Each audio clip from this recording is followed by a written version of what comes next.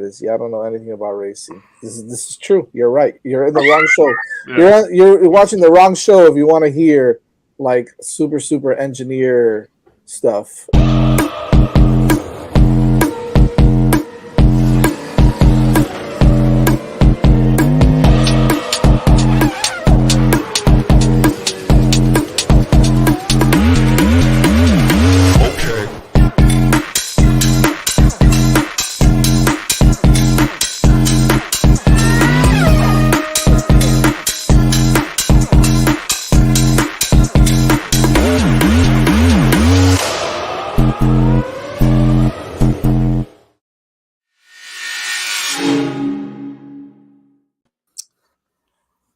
Well, what's going on, everybody? Welcome back. What's going on?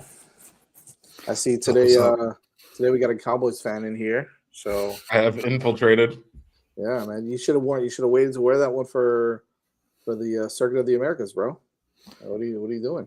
You know, he's just excited they got Zeke back. I mean, I wore Cowboys gear to that stadium last year and watched us lose. So it's just fitting. I mean, I turned to see the crime. Evan is right. I bet getting Zeke back kind of made you excited, huh? I could have gone Mavericks, but they blew that game on Sunday, and let's not discuss the Canes. So this was the option. Yeah, I went with this. I'm gonna get you a Zeke Elliott jersey. No, please don't. Yeah, not wearing an Ohio State player's jersey. Yeah, that hurts. That one hurts. Come on, Cowboys. We can't be doing that. We can't be doing that. We're a lot of throwbacks because they used to have a lot of Canes. Evan's family is filing in. Yeah. What's up? I'll get you a Russell Maryland jersey. And there is our old friend Dan Barry as well. Dan Barry. What up? What's up? All right. Hey, it's Miami week, man. There's a little place called Miami that none of us are familiar with. Yeah. I like the advertising and the marketing that's gone behind this year's Miami GP. It's pretty cool, man. Obviously, the colors are always going to be those pastels, the Vice City type colors, which is kind of cool. But they're putting out a little more and more each day. The colors for Ferrari this weekend, which is kind of cool. So I love what they're doing with them. And obviously, there's some big news, right, with Senor Red Bull. So and there's news across the paddock. There is a lot of stuff going on. I don't know if the Senor Red Bull stuff is confirmed. It's just that's a rumor. Yeah. It's a fun rumor to talk about. Yeah. That's a rumor. There's some confirmed stuff in terms of drivers that happened in last week as well. So a lot of news for they did business crossing the Pacific Ocean, getting over to Miami. I guess I don't know. Took them a while to get here, but they're here. 2 weeks of traveling. It's going to not only that, but it's going to be a warm one down here. So as it always is for the Miami GP. So we can kind of get right into it. Obviously, 2022 was the start of this race 2 years ago. This is the third year now. I mean, this was fun, man. The track is cool. It's a street track, obviously, but it's got some nice straights, some opportunities for some real cool overtakes in some of those straights. So, do you guys? I mean, I know we've talked about this before, but do you guys like this circuit? I mean, are you guys excited about this? Like, is this a cool circuit to kind of watch some race at? I mean, it's an interesting circuit for sure. It's not.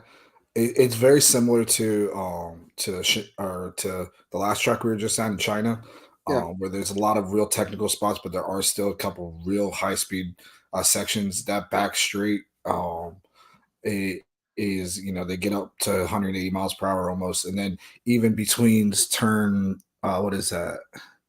Right before the chicane at turn 11, that whole section there is a real high speed section, kind of similar to like how it is in Melbourne. Where they have that long section right before the chicane with a big, long radius turn like that. So it's definitely an interesting section. It's interesting how they played, around the stadium and they built this, track around, Hard Rock Stadium. And they did a decent job, I think. That little, technical section of 14 and 15 is one of probably the hardest sections in Formula One, up there with some of the turns in Monaco, according to some of these drivers.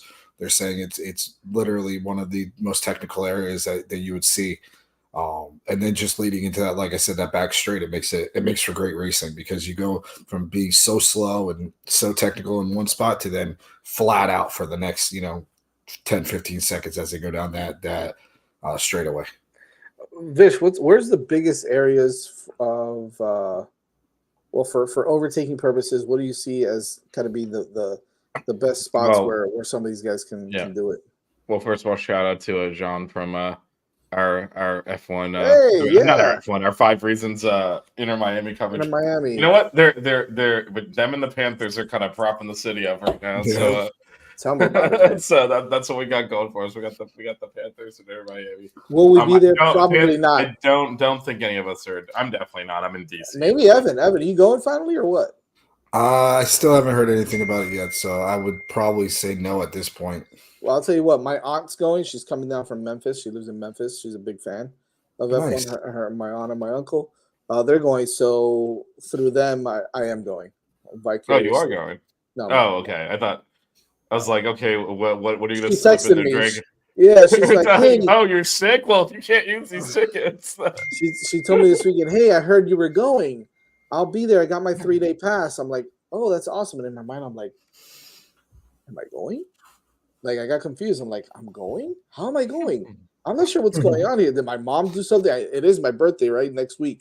Not this weekend, but the following weekend. So I'm like, did my mom do something that she wasn't supposed to do? And, what's going on here? She just renovated the house. She ain't got no money, man. I don't know what the hell's going on. No, I'm not. By the way, I'm not going. Yeah, I'm not going. I don't know. I had to tell her, no, I'm sorry, I'm not going. So, yeah. Not happy. Yeah, Jazz and I went the first year. We did. Yeah, so it's exciting, man. It's fun. I mean, for me.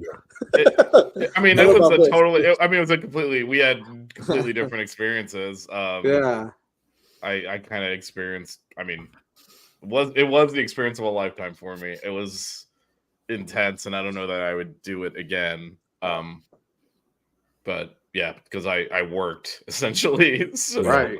I mean, every 2 seconds, it was like, boom! I would get a ping that he wrote an article, and I'm like, Jesus Christ! It was the first time I actually took vacation to write stuff instead of like writing at 4 a.m. So I was wild.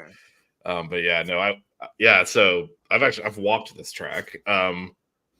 So it's a little bit different. Unfortunately, the races haven't been great here just because, I mean, this is all of F1 the last 3 years because Max just kills everyone. So it's not. Well, I mean, last year was the one where Checo was on pole. I think Max was 10th, and by like 1 or 2 laps. By like 1 or 2 laps, he was up to second and closing. Like, over. And then the first one, Leclerc was on pole, and by the 4th or 5th lap, Max was ahead of him, and it was over. Yeah. Was it the 4th or 5th lap or 4th or 5th turn? He was already on his bumper. Yeah, that's what I meant. I'm sorry, my bad. Yeah, like literally. It was like the second. That was like the second. Yeah. Lap, I think. After when DRS can be turned on, that's it. Yeah, it was over. Gone.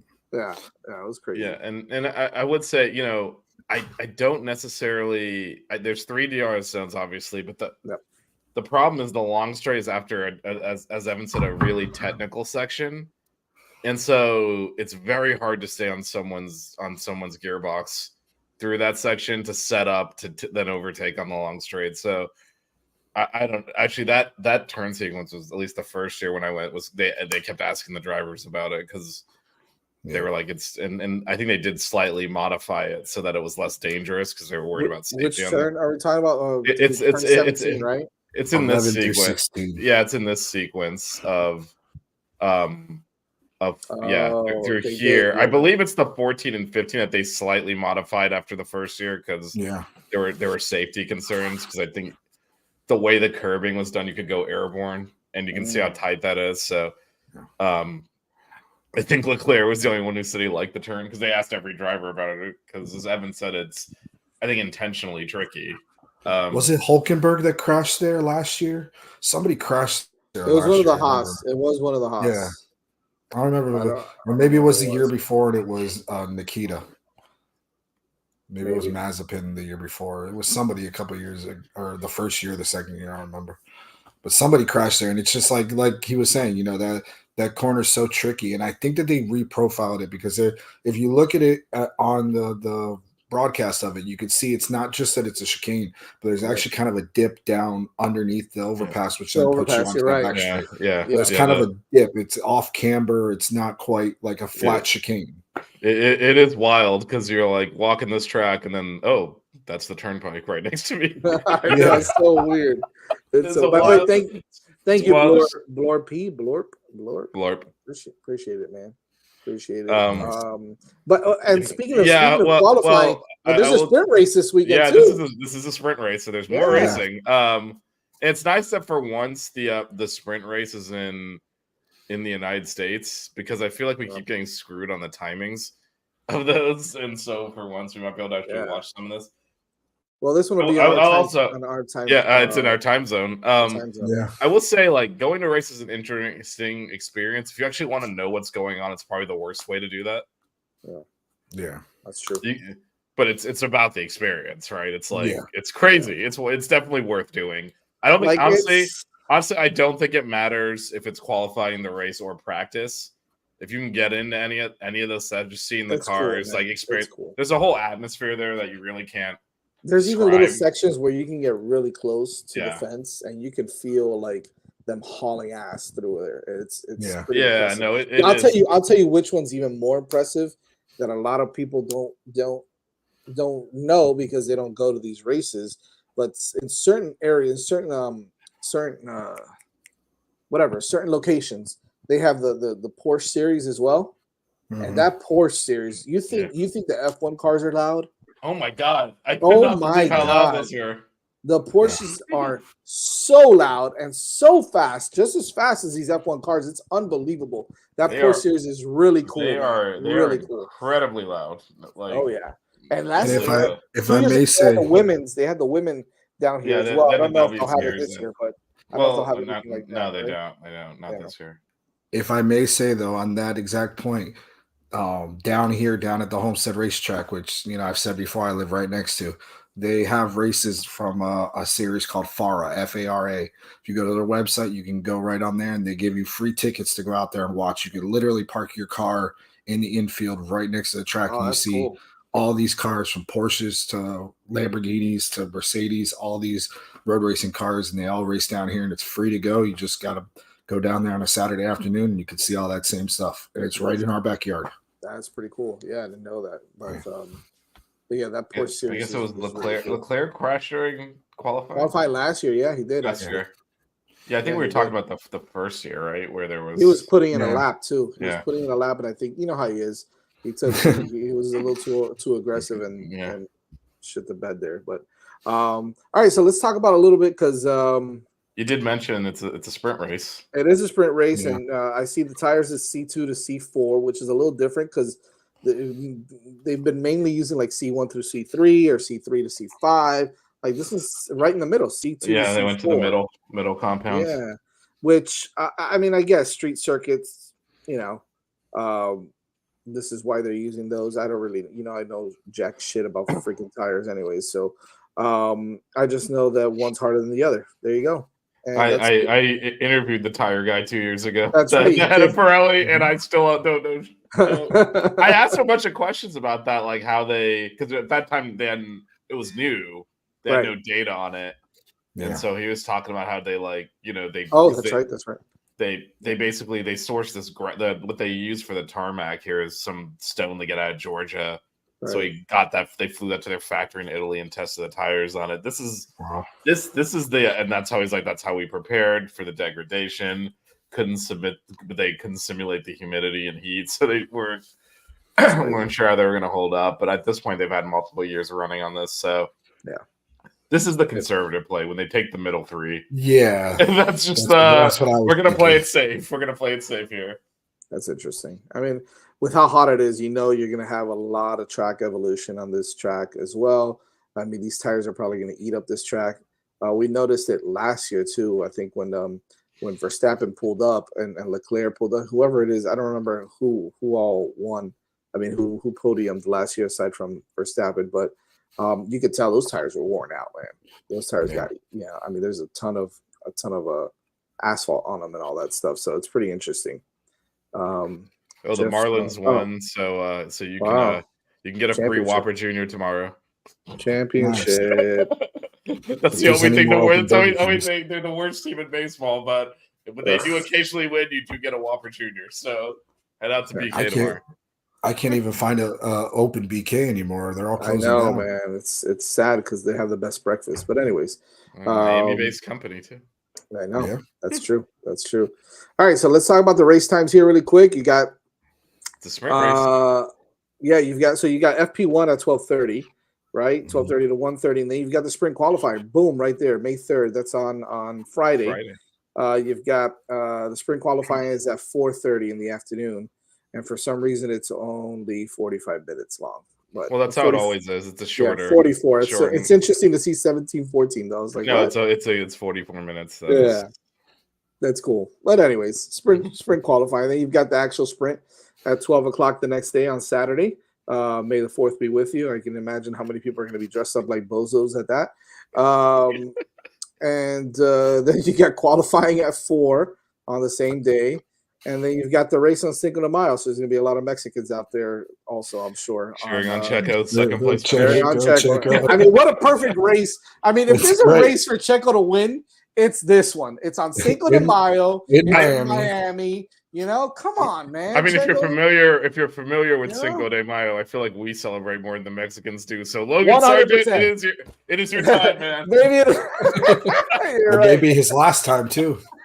Maybe his last chance. It is his home race. I mean, not just the United States, but he's a South Florida boy. So that's right. And how crazy would it be if Checo and Logan are on the podium? Oh my God! That's how you would literally have to have a wreck in the front of the order just to something like that to happen. Like 15 cars would have to 15's not enough for Logan to get on the podium. Oh wow, that's so bad. Well, he's got to be one of the ones not to crash and burn, or but I mean, Williams thinks so highly of him that when his teammate wrecks, they steal his car and tell him to go sit in the corner. So poor guy, man. Poor guy. That was emasculating. John says that hoping it rains so Mercedes stands. Unfortunately, so far the forecast looks dry. Yeah, it does. But it is Miami, so you never know. I was gonna say it's interesting because it's been raining all day today, so maybe that's gonna wash out some of the track. But I mean, they don't race there throughout the year anyways, so they have to rubber in that track. Anyways. Hey, Jazz and I lay down rubber during football season. We park right on that track. Damn right, damn right we do. Man. I was just on 560 with Blue talking about all that stuff now too. We had a great time. I kept mentioning, listen, we're gonna do a national campaign for Show and Tell with Blue. Okay, so I mentioned it. I mentioned it on air, and he started cracking up. He loves it now. We got to do it. We got to do it. Show and Tell with Blue. Anyway, he's the man. He's the man. Yeah. Well, right now it's normal Miami weather for the weekend. Mid 80s is the high. Mid 70s is the low.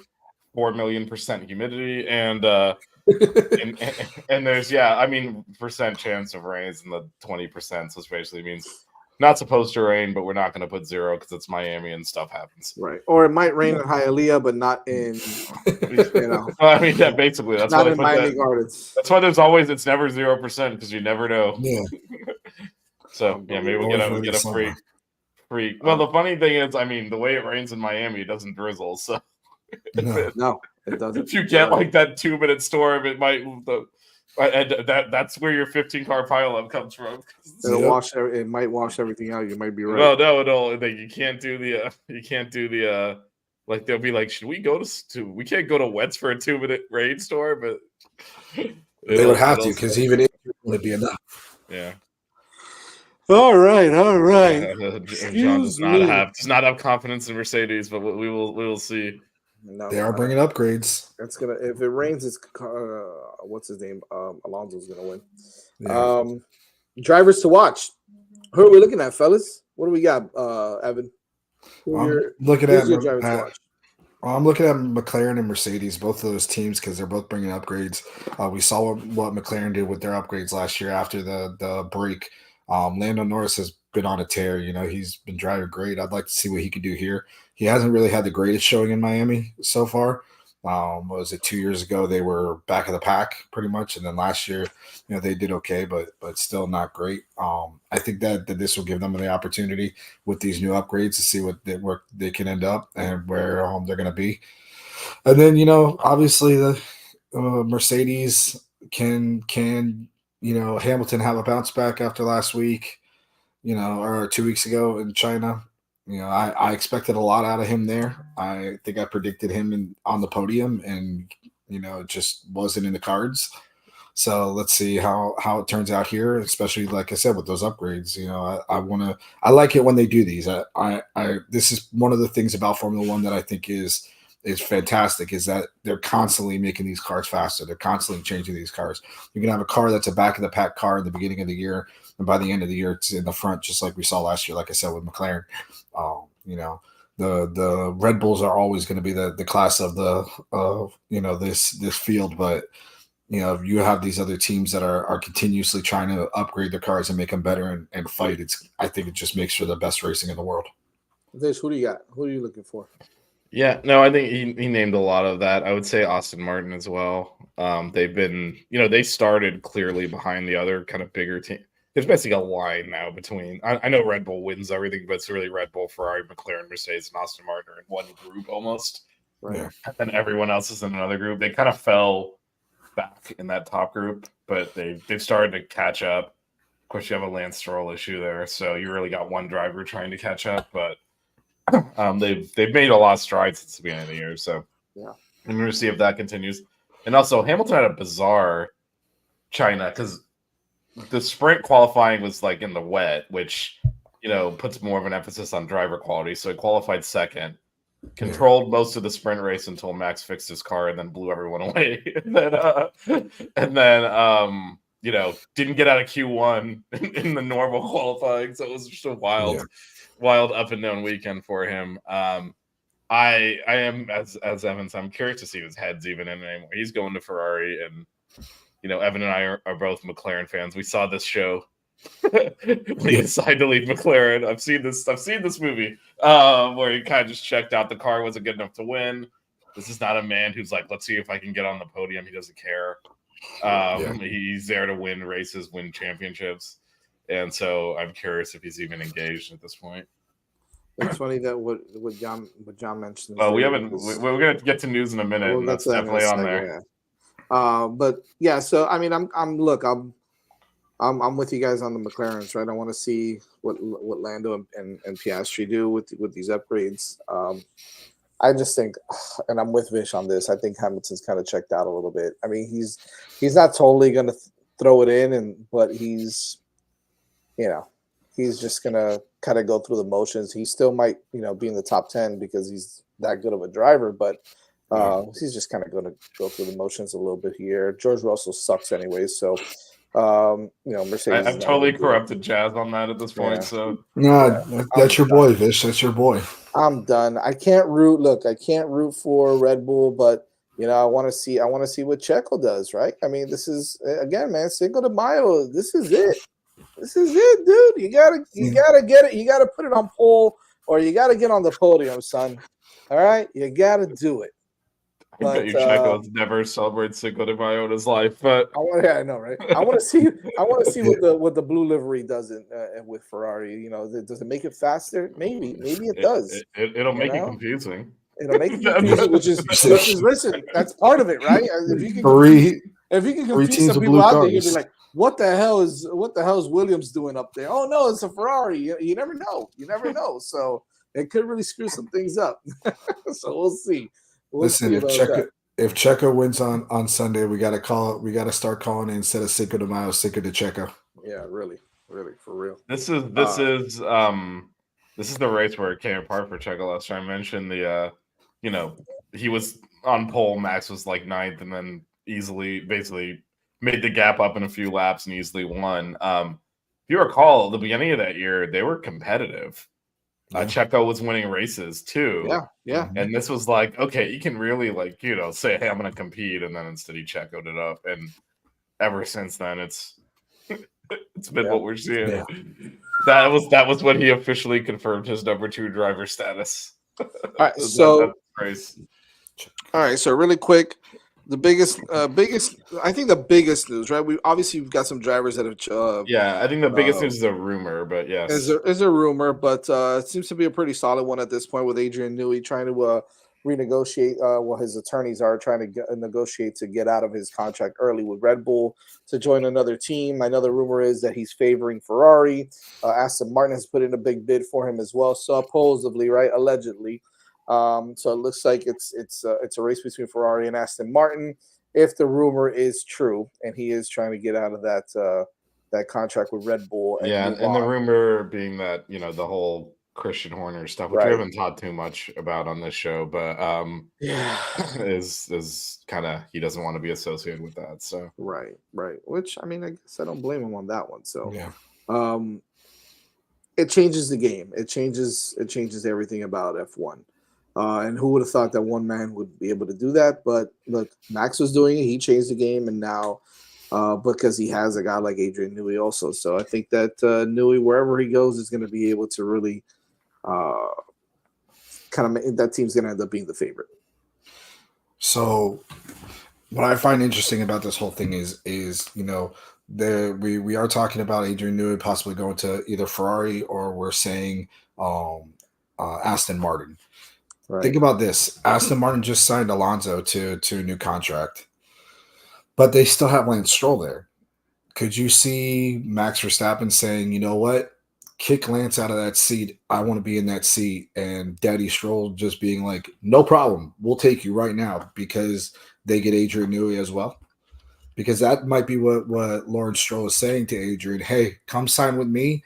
I'll get my kid out of this seat, and I'll pay Max whatever the heck he wants to come and sit in this car with you. And then you have Max Verstappen, Adrian Newey, and Fernando Alonso driving that Aston Martin. I think that's a situation that sounds really scary for the rest of Formula One. Yeah. I mean, even more so than what's going on with them over there in Red Bull right now, because you're talking about a team with an owner who is determined to make this car fast. He's got a seat that he has his kid just sitting and keeping warm pretty much, until he finds somebody better. And you have Fernando Alonso, who is the Darth Vader of this, generation of Formula One. He's the guy that's sitting there and can spoil everybody. And they could have a really good race team if they get Adrian Newey over there. It's going to be interesting. It'll be interesting to see what happens. No doubt. I know they're going to have to get them in quick so they can start working on that 2026 car regardless. Right. So things are going to have to kind of move pretty quickly.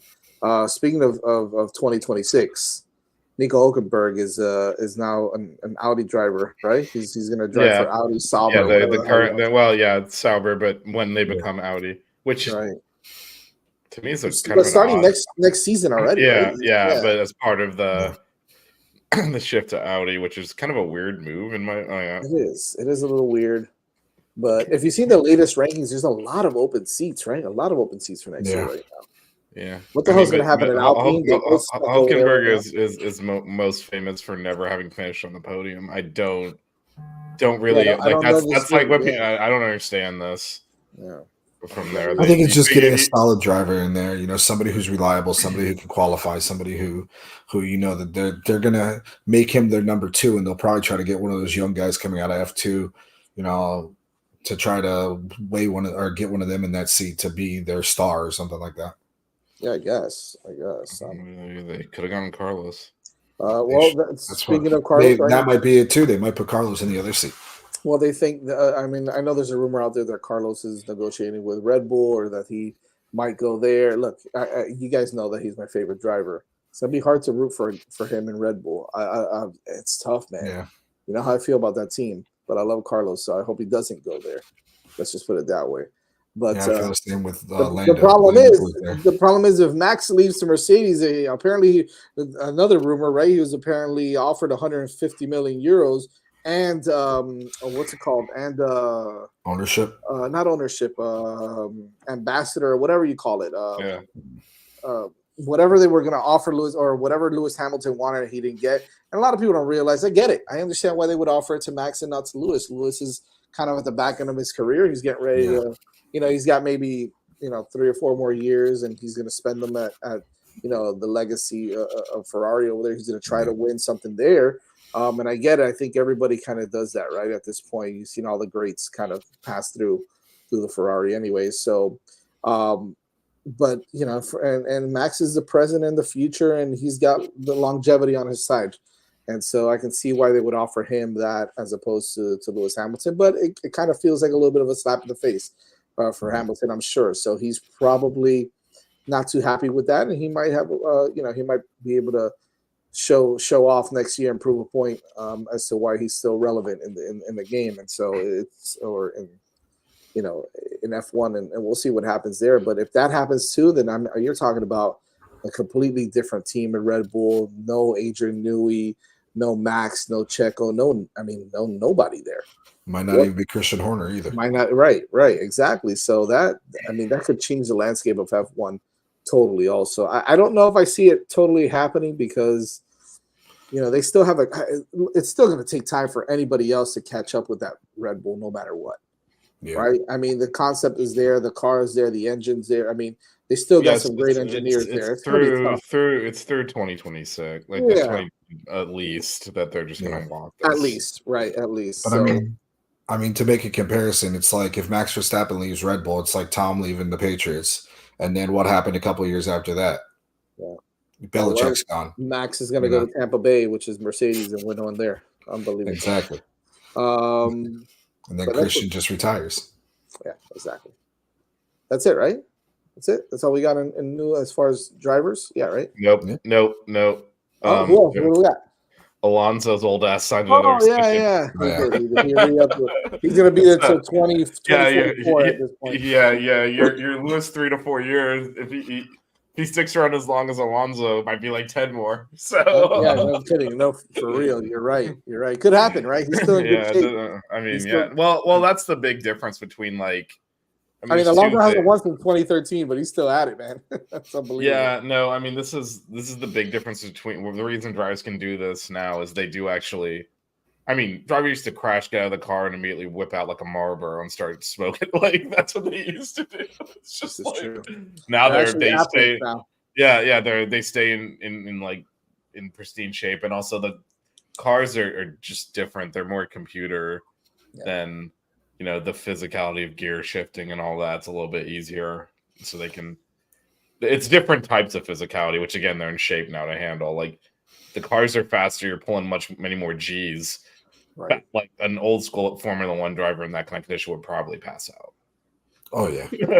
but in a sense, but the car is less physical on some of your your gear shifting and having to wrestle the car and all that. You don't have to do that nearly as much. So it's less physical in that sense. Let's put it this way: the drivers back when Formula One first started were like 40 years old. When Carlo Fangio was like 40 something years old when he was winning races in Formula One back then. It's a completely different game nowadays. For sure. I get that for sure.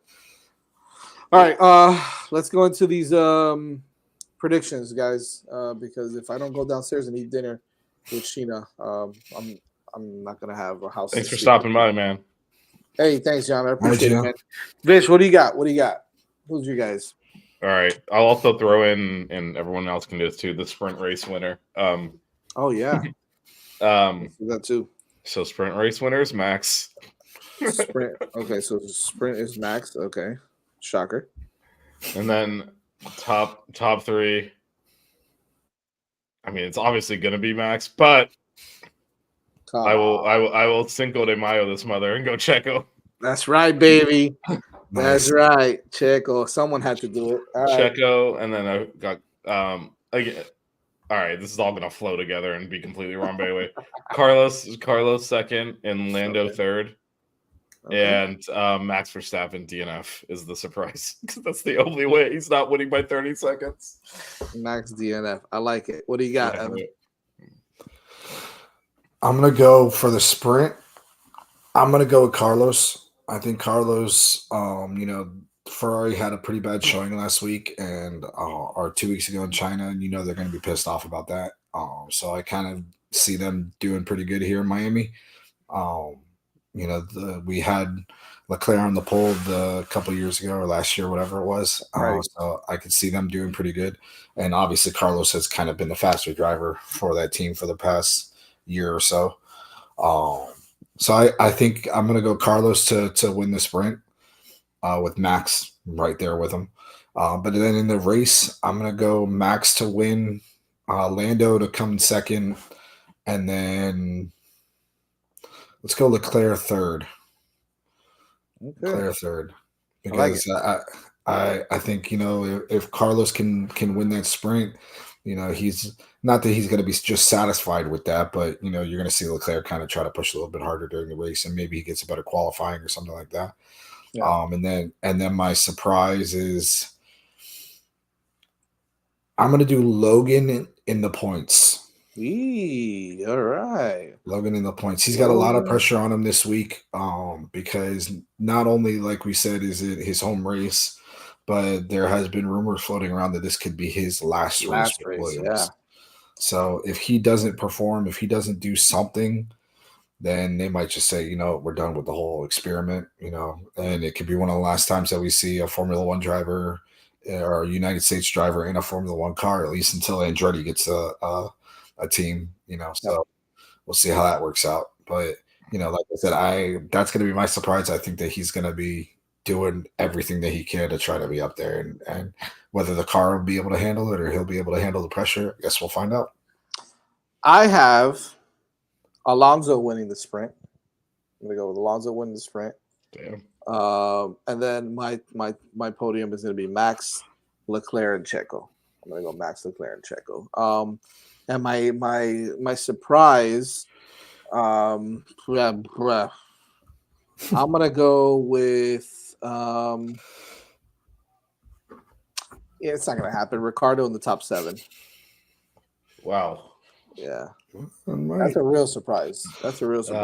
Carly's got her picks in the chat. Verstappen, yeah, that was a good one. I like that. I put it down. Sainz, Norris. Yeah, Alpine as a top 10 is a good wild card. They're pretty terrible, but in theory, could happen. And then Max she's got Max winning the sprint. Right. I will say, Jazz, that was a bold surprise pick, given that this is a party town, and our boy Danny Rick. Going to party his way up to the top 7, baby. He's definitely going to be at those pop-ups in Wynwood. Damn right, damn right. He might like report a mechanical issue early just to pull over and go drinking. So That's awesome. Something's not right. That's awesome. I need a shoey. Oh boy. Make sure that you guys check us out, man, on Twitter at F1_5 reasons. It's cool. Thank you, Jane. Appreciate it. And thank you to everybody on the chat, Jeff and Carly and John and Jane and who else? We got the whole Stones family. Yeah. Blorb and everybody else, Danny Barry, everybody else that's on here, man. We appreciate you guys showing us love, and this is a fun show, man. I can't wait for Miami. I'm really looking forward to seeing this. Yeah, no, it'll be fun. And by the way, if you're wondering where baseball is next week, yeah, that's where it is. Here's our update. We suck. Wow. Much like the team, we decide not to show up. So that's correct. Will. That's correct. It's not a conference game this week, and so we made an executive decision that, given the current state of affairs, the only thing that matters is the conference game. So we're gonna take a break. Yeah. Yep. Make sure you check us out next week at the same time for some F1. We'll definitely break down the race. And you got buckets tomorrow, so that'll be cool. Buckets tomorrow, yeah.